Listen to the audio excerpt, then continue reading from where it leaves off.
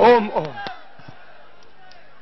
मैं आपकी सबकी भावनाओं को, आपके हृदयों में छुपी ज्वाला को, आपके हृदय में जग रहे संकट को और उस धधकती हुई आग को प्रणाम करता हूं।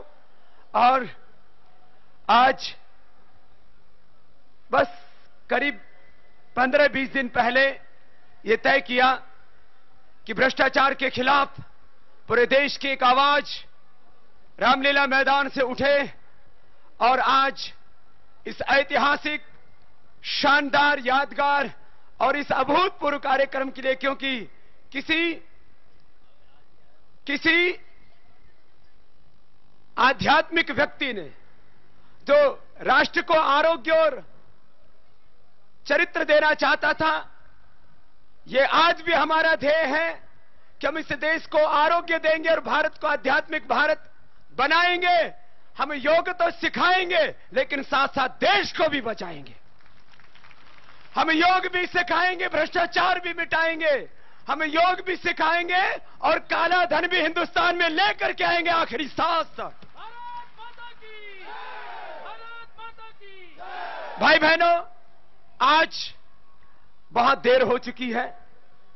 आप सुबह की उगते हुए सूरज की धूप में बैठे थे और अब ढलते हुए सूरज की अब बड़ी बड़ी अट्टालिकाओं की छांव आप पर आ गई है। लेकिन इसके बावजूद आपके भीतर जो दृढ़ता है, आपके भीतर जो अनुशासन है और जो आपके भीतर राष्ट्र के प्रति निष्ठा है, उस आपकी योग निष्ठा को, गुरु निष्ठा को, राष्ट्र निष्ठा को, सत्य निष्ठा को और इस देश को सामाजिक, आध्यात्मिक और आर्थिक न्याय दिलाने के लिए जो आप आई हो, उसको मैं खुद हृदय से प्रणाम करता। या मंच पर बैठे हुए सभी मेरे श्रद्धेय वंदनीय गुरुवर, संत महापुरुष, मैं एक एक का नाम उच्चारण करूं तो बहुत वक्त लग जाएगा। हमारे सभी मजहबों के और सभी संगठनों के अग्रणी भाई बहन, आज इस जलसे में, इस आंदोलन में, इस अनुष्ठान में जो तो देश की सभी शीर्ष आध्यात्मिक शक्तियों को आना था, क्योंकि लेकिन प्रोग्राम बहुत थोड़े दिन पहले निर्धारित हुआ।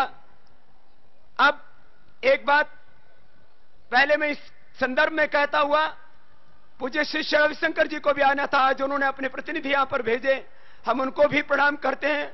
और उनके प्रति आस्था रखने वाले हजारों देशभक्त आज यहां पर आए भी हैं। मैं सभी संस्थाओं के प्रति सद्भावना रखता हुआ आज हमने दबाव नहीं दिया कि सब कार्यक्रम सबके चल रहे थे, नहीं तो सारी संत सत्ता यहां पर होती। लेकिन एक बात आपसे यह कह देना चाहता हूं, इस देश की सारी सात्विक शक्तियां, सारी आध्यात्मिक शक्तियां, सभी जाति, पंथ और मजहब, ग्रामवासी, वनवासी, आदिवासी से लेकर के हर भारतवासी इस अभियान में हमारे साथ में है और उनके करोड़ों हाथ हमारे हाथ में। कल आपने शाम को देखा होगा, हो जाए जैसे एक छोटी सी तहसील में मैं गया और वहां पर मैंने देखा, अरे आप तो यहां पूरे हिंदुस्तान भर से आए हैं, वहां एक तहसील से, हो जाए तहसील में 1 लाख से ज्यादा लोग वहां पर आए। यह आंदोलन, यह असम की बात कर रहा हूं। यह आंदोलन केवल दिल्ली के लाल किले मैदान पर नहीं हो रहा है। और याद रखो, दिल्ली में बैठ करके सरकारें चला सकते हैं, लेकिन सरकार बनाने वाले लोग हिंदुस्तान में बैठे हैं, गांव में बैठे हैं। वो गरीब हैं, वो वनवासी हैं, वो आदिवासी हैं। भले ही वो गरीब हैं, लेकिन उनके दिलों में हिंदुस्तान और हिंदुस्तानियत बसती है। और वो लोग पूरे जज्बे के साथ इस आंदोलन में खड़े हो चुके हैं। ये एक दिन की रैली नहीं है रामलीला मैदान की, या तो हर दिन करीब 2 लाख लोगों की सभाएं हो रही हैं और ये सभाएं तब तक होती रहेंगी, ये आंदोलन तब तक चलता रहेगा, ये क्रांति अभियान तब तक आगे बढ़ता रहेगा जब तक इस देश में से भ्रष्ट सत्ताओं का, भ्रष्ट व्यवस्थाओं का, भ्रष्टाचार का अंत नहीं हो जाता और देश का लूटा हुआ धन देश को वापस नहीं मिल जाता। पहला लूटा हुआ वापस लेना है, ये तो हमारे सामने एक चुनौती है और वह भी थोड़ा नहीं है।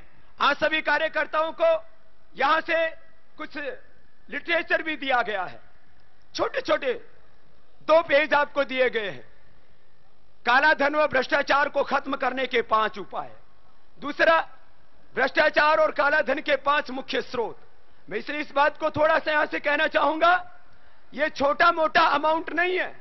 जैसा कि हमारे जेठ प्रधानी साहब कह रहे थे और सब वक्ताओं ने कहा, 400 लाख करोड़ कोई छोटी की, ये कोई इसको हल्के में लेना, या इसको हम ये सोचे कि ठीक, हां हम कर रहे हैं, देखेंगे। 400 लाख करोड़ रुपए इतनी कीमत होती है, इतना पैसा होता है कि एक जिले को विकास के लिए 50 से 60 हजार करोड़ रुपए मिल सकता है, और हम ये दिलवाएंगे। तो ये हिंदुस्तान कहां से कहां पहुंच जाएगा। अरे आज हमारे पैसे से IMF, world bank, WTO, WHO, UNO चल रहा है, और हिमाकत देखो अमेरिका की कि UNO का स्थायी सदस्य मानने के लिए हमको तैयार नहीं। अरे थोड़े दिन इंतजार करो, UNO यही बना देंगे।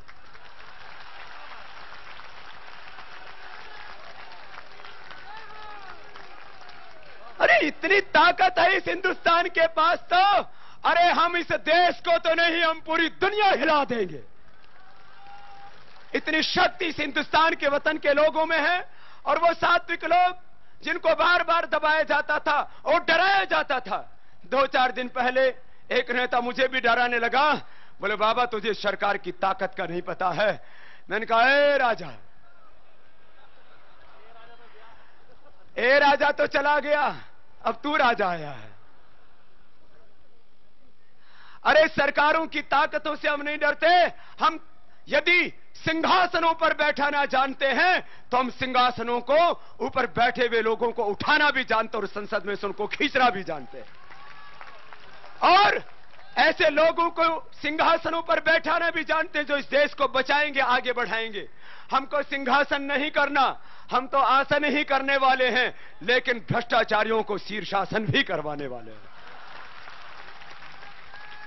हमको सिंहासन नहीं पाना, हमको सत्ता और संपत्ति नहीं पानी, क्योंकि इस देश के 100 करोड़ से ज्यादा लोगों ने जो हमें प्यार दिया है, शायद वो प्यार इस दुनिया में किसी व्यक्ति को ही नसीब हुआ है। सत्ता और सिंहासन हमारा ध्येय नहीं, लेकिन हम अपनी प्राणों की बाजी लगा करके भी, मैं एक अकेला रामदेव नहीं, इस 100 करोड़ से ज्यादा हिंदुस्तान के लोगों ने कसम खाई है, हम किसी भी कीमत पर भारत को बचाएंगे। भाई बहनों, मैं बस बहुत संक्षेप से अपनी बात कहना चाहूंगा। बहुत सी चीजें हुई आज की रैली में भी। रात को ही पानी भर दिया गया यहां पर, जिससे कि लोग बैठ ही ना पाए। अरे तुम पानी क्या, यहां समुद्र भी बना देते, उसमें भी ये लोग आकर के बैठ जाते। अभी भी 100 से ज्यादा बसों को दिल्ली बॉर्डर के ऊपर रोक दिया गया कि रामलीला मैदान में स्थान नहीं है, तुम आगे नहीं जा सकते। हमारे पुलिस वाले तो हुक्म के गुलाम है। मैं पुलिस वालों को दोषी नहीं मानता। अरे तुम दिल्ली आने से रोक सकते हो, लेकिन हिंदुस्तान में बैठे हुए लोगों को अब इस क्रांति करने से कोई दुनिया की ताकत नहीं रोक सकती। और ये जो आज भाई बैठे हैं, याद रखना, ये जो भाई बैठे हैं, ये कोई किराए के लाए हुए लोग नहीं हैं, यकीन अपनी जान न्यौछावर करने के लिए आए हुए लोग। यहां बहुत रैलियां हुई हैं,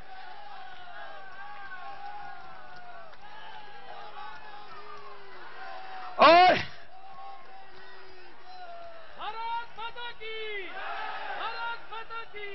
यहां बहुत रैलियां हुई हैं, रैलियों में लोग लाए गए हैं। ये तो हमने थोड़ी सी तैयारी, अभी कम समय मिला था। अभी मैं एक बात और कहूंगा, आगे कुछ बातों को कहीं कहते कहते उसको भूल न जाओ। मेरा विचार था कि यहां पर 10-15 लाख लोगों का एक जलसा लगे। मैंने बहुत सोचा कि अभी 23 मार्च को यह काम हो सकता है, क्योंकि लाखों लोगों ने अपने रिजर्वेशन करा लिए पूरे हिंदुस्तान भर से। गांव-गांव से एक-एक गांव के 5-5 व्यक्ति आने के लिए तैयार हैं यहां। और अभी भी आज तो तहसीलों से बुलाया, और 5000 से ज्यादा तहसीलों में पदयात्राएं करते हुए महामहिम राष्ट्रपति को ज्ञापन इसलिए सौंपा कि जो कुर्सियों पर बैठे लोग हैं, जो सरकारें चला रहे, वो अपना संवैधानिक दायित्व नहीं निभा रहे हैं, उनके लिए महामहिम उन पर दबाव डाले। और आज तो प्रधानमंत्री जी ने समय नहीं दिया, लेकिन हम भी समय मांगते रहेंगे और उनको समय ही नहीं देना पड़ेगा। यदि समय नहीं देंगे तो शायद उनका भी समय पूरा हो जाएगा। समय वो सलामत रहे, यह हम उनके लिए प्रार्थना दुआएं करते हैं, क्योंकि हम तो सबको स्वास्थ्य देते हैं। वो समय मैं जिस घटनाक्रम में कह रहा हूं उतना ही, क्योंकि बात बेईमानों से घिरे हुए एक ईमानदार इंसान है।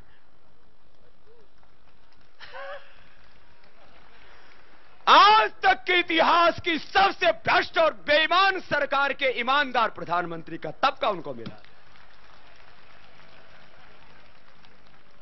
मैं एक बात ही कहना चाहता हूं, बहुत हमने विचार किया और पूरे देश में देशभक्ति का जोर उठ रहा है। 23 मार्च को यहां पूरी दिल्ली जाम हो सकती है, लेकिन हमने सोचा अभी थोड़ा सा 23 मार्च वाले कार्यक्रम को हम डिसेंट्रलाइज कर रहे हैं, क्योंकि हम विकेंद्रीकरण के पोषक हैं। हम पूंजीवाद और साम्राज्यवाद के समर्थक नहीं। हम तो चाहते हैं कि इस देश के अंतिम व्यक्ति के चेहरे पर खुशियां आए। विकास इसको नहीं कहते कि एक समृद्ध व्यक्ति ने और कितनी संपत्ति अर्जित कर ली है। सच्चा विकास इसको कहते हैं कि देश के अंतिम व्यक्ति की जिंदगी में कितनी खुशियां आई है, कितने सम्मान और स्वाभिमान के साथ जी रहा है। तो ये 23 मार्च वाले कार्यक्रम को, क्योंकि दिल्ली वालों को यदि अब नहीं समझ में आया दिल्ली में आने के बाद भी, तो हम इनको पूरी देश की जनता से ही सबक सिखाएंगे कि या तो अपना संवैधानिक दायित्व निभाओ और 5 काम करो, मैं अभी बताने वाला हूं। नहीं तो यदि तुम अपना संवैधानिक दायित्व नहीं निभाओगे तो ये देश की जनता अपना संवैधानिक दायित्व निभाने के लिए तैयार बैठी है। ये उन लोगों को संसद में बैठाएगी जो अपना संवैधानिक दायित्व निभाए। भाई बहनों, जरा हम क्या कह रहे हैं, बस 2-3 मिनट की बात कि ये काला धन कितना है, आप सबकी जानकारी के लिए। और यहां प्रबुद्ध लोग बैठे हैं, हमने बहुत छोटे छोटे 5 पॉइंट बताए हैं कि काला धन कितना और कहां से पैदा हो रहा है। किसी भी देश की अर्थव्यवस्था में 2 से 3% मनी इन सर्कुलेशन होना चाहिए।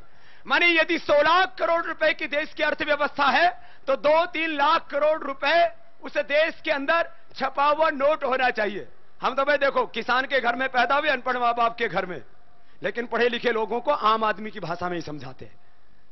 सीधा सीधा बता रहा हूं, किसी भी देश की अर्थव्यवस्था यदि 100 लाख करोड़ है तो उस देश की अर्थव्यवस्था में 2 से 3% मनी इन सर्कुलेशन होना चाहिए। हमारे सब पढ़े लिखे महानुभाव इस बात को जानते हैं। हिंदुस्तान की अर्थव्यवस्था में इन भ्रष्ट बेईमान और चोर गद्दार लोगों ने रिजर्व बैंक को बार बार ऑर्डर करके, डंडा करके 10 लाख करोड़ रुपए भारत की अर्थव्यवस्था में डाले हुए हैं। जरा सोचना, ये बात मैंने आम आदमी की भाषा में कही है। यदि हिंदुस्तान की अर्थव्यवस्था 100 लाख करोड़ रुपए है, जिसको जीडीपी बोलते हैं, ग्रॉस डोमेस्टिक प्रोडक्ट बोलते हैं, सकल घरेलू उत्पाद बोलते हैं, तो कितना पैसा होना चाहिए हिंदुस्तान की अर्थव्यवस्था में? 2 से 3 लाख करोड़। और यहां अर्थव्यवस्था है करीब 60 लाख करोड़ की, तो कितना पैसा होना चाहिए यहां? मुश्किल से 1.5 से 2 लाख करोड़। फिर ये 10 लाख करोड़ रुपए के नोट क्यों छाप रखे? ये बेईमानी करने के लिए छाप रखे। और इसमें भी जो बड़े नोट हैं उनकी, जो केवल 500 और 1000 के, 100 के तो छोड़ो, यदि 100 को गिन दिया जाए, 90% से ज्यादा इसमें बड़े नोट है। बताओ। और इसमें 76.4, ये राम जेठमलानी साहब ने भी, जेठमलानी साहब आपसे भी मैंने मंगवाया था आईटीआई के तहत कितने नोट बड़े छापे हैं, और फिर हमने भी मंगाया, तो हम तो 2 साल से इसी काम पर लगे पड़े थे। अब आपको एक खास बात ही बताना चाहता हूं। राम जेठमलानी साहब को तो 2 दिन में सूचना दे दी, क्योंकि इनसे डर लगता। हमको सूचना देने में 2 महीने लगाते हैं। तो हमने सोचा अब जो भी सूचनाएं मंगानी होंगी इन्हीं से मंगवाया करेंगे, क्योंकि सुप्रीम कोर्ट में अब इनको देखो, अब दिमाग है तो भाई ये कोई साधु संत महात्मा तो नहीं है। ये एक पेशी पर जाते हैं तो लोग इनको 5-5, 10-10 लाख रुपए देते हैं, या तो अपनी जिंदगी कुर्बान करने के लिए आए हैं। कितनी बड़ी बात है, जोरदार अभिनंदन है इनका। और बोले बाबा जहां जरूरत पड़ेगी वहां खड़े मिलेंगे। जरा सुनना, 10 लाख करोड़ रुपए भारत, ये सबके लिए बता रहा हूं मैं कि जो लोग कहते नहीं 400 लाख करोड़ रुपए का आरोप लगा रहे बाबा, अरे आरोप नहीं, हकीकत बता रहे हैं। और पढ़े लिखे लोगों के अब दिमाग के कपाट खुल जाने चाहिए। 10 लाख करोड़ रुपए यदि मनी इन सर्कुलेशन है तो भारत की अर्थव्यवस्था कितनी होनी चाहिए? बोलो, करीब 400 से 500 लाख करोड़। इसका मतलब ये अर्थव्यवस्था तो खड़ी हुई, लेकिन पैसा जमा हो गया काले धन के रूप में देश के बाहर और भीतर। ये प्रमाण है, इससे बड़ा कोई प्रमाण नहीं हो सकता। मुझे कोई यहां पर ट्रांसपेरेंसी इंटरनेशनल हो या टैक्स जस्टिस नेटवर्क, जिस पूरी दुनिया की काले धन की अर्थव्यवस्था के ऊपर अध्ययन करने वाली सारी संस्थाएं हो, मैं उसका उदाहरण नहीं दे रहा हूं। मैं तो भारत की अर्थव्यवस्था के लिए जिम्मेदार रिजर्व बैंक ऑफ इंडिया के आंकड़ों के आधार पर अपनी बात कर रहा हूं। फिर इस बड़े नोटों का प्रयोग कहां किया जाता? देखो, एक बात अभी जो है यहां पर सभी पढ़े लिखे लोग बैठे हैं, यदि 1000 का नोट है, किसी के पास है 1000 का नोट? महात्मा गांधी जी का नाम देश में और तो कहीं दिया नहीं, जब बहुत दबाव डाला तो एक मनरेगा के नाम पर महात्मा गांधी का नाम कर दिया। बाकी तो हिंदुस्तान के आधे से ज्यादा योजनाएं, सरकारी संस्थान एक ही परिवार के नाम से चल रहे हैं। जरा समझे होंगे आप इस बात को। क्या इसे माना? मैं तो देखो साधु संत फकीर व्यक्ति हूं, इसलिए बहुत निष्पक्ष भाव से एक बात कहता हूं। माना कि उसे एक परिवार ने भी कुछ बलिदान दिया होगा, कुछ काम किया होगा, हम उसकी इज्जत करते हैं। लेकिन क्या इस हिंदुस्तान में एक ही परिवार ने बलिदान शहादत दी है?